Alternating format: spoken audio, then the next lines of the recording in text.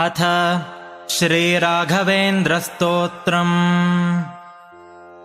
श्रीपूर्णबोधगुरुतीर्थपयोब्धिपारा कामारिमाक्षविषमाक्षशिरस्पृशन्ति पूर्वोत्तरामिततरङ्गचरत्सु हंसा देवालिसेवितपराङ्घ्रिपयोजलग्ना जीवेशभेदगुणपूर्तिजगत्सु सत्त्व नीचोच्चभावमुखनक्रगणैः समेता दुर्वाद्यजापतिगिलैर्गुरुराघवेन्द्र वाग्देवता सरिदमुं विमलीकरोतु।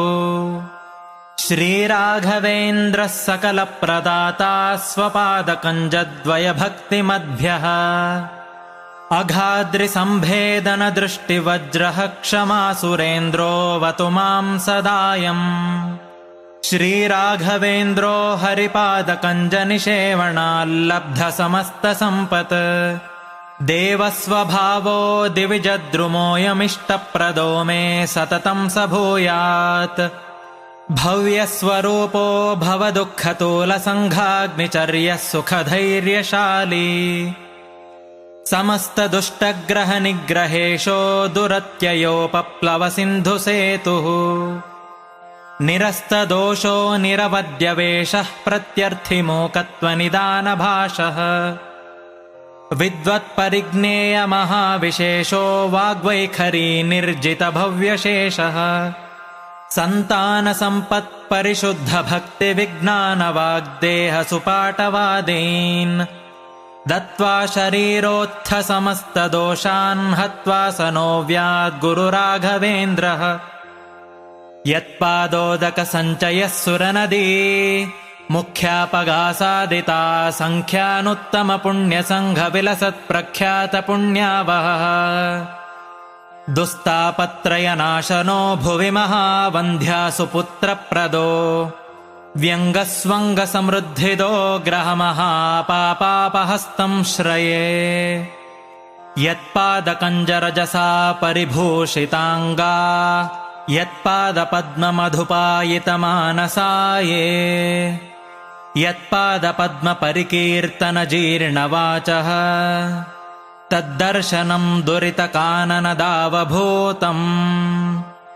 सर्वतन्त्रस्वतन्त्रोऽसौ श्रीमध्वमतवर्धनः विजयीन्द्रकराब्जोत्थसुधीन्द्रवरपुत्रकः श्रीराघवेन्द्रो यतिराट् गुरुर्मे स्याद्भयापहः ज्ञानभक्तिसुपुत्रायुर्यशश्रीपुण्यवर्धनः प्रतिवादिजयस्वान्तभेदचिह्नादरो गुरुः सर्वविद्याप्रवीणोऽन्यो राघवेन्द्रान्न विद्यते।